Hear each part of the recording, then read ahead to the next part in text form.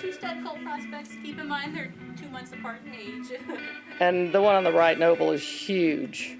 He's our biggest baby ever, isn't he? Yeah. Yeah.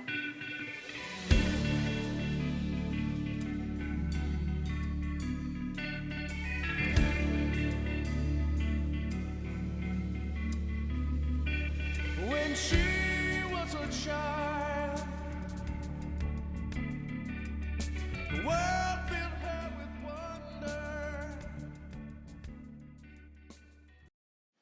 So this is Noble. He's our 3-month-old little stud colt. He's out of our stallion, FRD Pure Luck Sherlock, and out of our Palomino Mare Jacks. And he's just a real sweetie. We're just going to kind of show a few things that you can do with babies of different ages. We've got him up, and then we've got a 1-month-old colt up.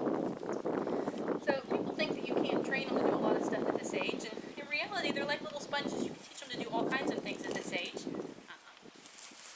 The main thing is you can't work with them as long as you would an adult horse. They don't have a very long attention span, so a good 15-20 minute session, and you can call it good for the day, or break it up into multiple sessions per day. But Noble here is completely halter broke. He will tie for short periods of time. He's had 2 sessions loading on the trailer. He started working on picking up his hooves. He's taking baths, and he's good with fly spray. He also had his first training session with the electric clippers the other day and had a bridle path cut. He was very good about it. So there's lots of things you can teach them at this age. It's just that you don't overload them and try and do it all in the same day. Anything to show? Cool. No, that's just, he's how old now? He's 3 months. 3 months, okay. Yep. And, babies will get a little impatient from time to time. You see how sweet he is about everything. Oh, he is. I do lots of laying over them and loving on them. And you don't want to tiptoe around them. Don't be scared to accidentally scare them. They've got to get used to you moving around in a normal way. It's okay to push on them and move them around. Mom does the same thing to them. Does he back up now? Yeah. Wow, cool. He'll back off the trailer. Does he do the thing where you flip the lead rope and he backs up? No, he's not that far along yet. Okay. We only just started on the Backing. backing like this. Cool. He's great. He's going to be a big boy. Oh, yeah. How tall is he now? About 12 hands high already. Okay. 3 months old. Wow. He's going to be one of our biggest foals ever, we think. And we've had some reach pretty much 17 hands, so it'll be fun to He's gonna see. be a big, cool guy.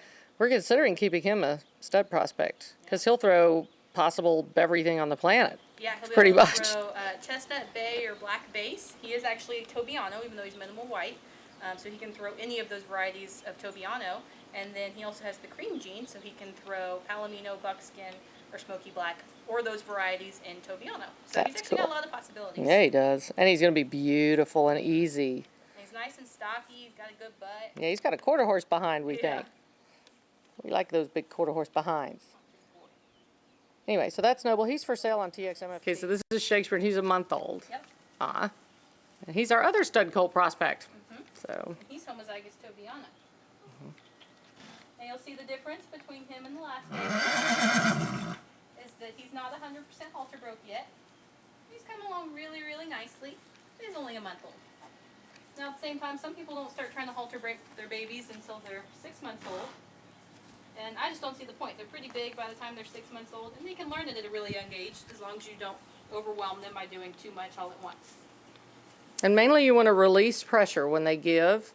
You're not tugging on them really, really hard or anything. You're just kind of putting pressure, and then when they release, you immediately give. That's what a lot of people don't remember to do. So. Yeah.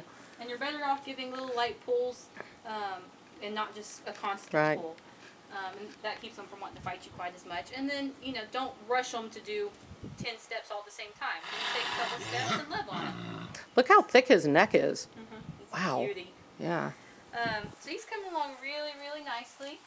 You can also, I've used a butt rope when I first started halter breaking him, but he's about far enough along now that we just take a couple steps at a time like this without the butt rope. He's got a cool blue eye that we haven't shown him just quite yet here.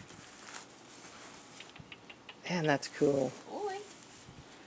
So you just take it a little bit at a time and it all builds on itself. These little guys are sponges and they pick this stuff up real quickly. As long as you make it all fun, you give them lots of rewards, and they all love scratches. He especially loves scratches. Oh, so yeah. And yeah, so you're making, it's about half fun or 75% fun and scratches. It's not a whole lot of Yep. because you want them to like you too. You don't want your babies to run from you. And in fact, you want to tell them a story about Noble the other day, the one we just had on the video? Yeah. So with Noble the other day, I'd worked with him for 20 minutes or so, and I turned him back out in the pasture. And there's another horse in the pasture that was going to catch, who's can be a little hard to catch at times. So I'm following this other horse, and next thing I know, I've got Noble right behind me who's following me around. And I'd already worked with him for the day, and he apparently wasn't done having fun with me. So he was catching me while I was trying to catch somebody else. But yeah, really, half of what you're doing with them is just loving on them, getting them used to being around people, giving them scratches. And then the other half is just little short lessons for the day. And they really do pick up on it fast. You don't have to really pound those lessons in. You just touch on them lightly and then come back to them the next day or later that day, but give them good size breaks. So you can see with this guy, he's still a little sticky sometimes on the leading, but he's coming along really well.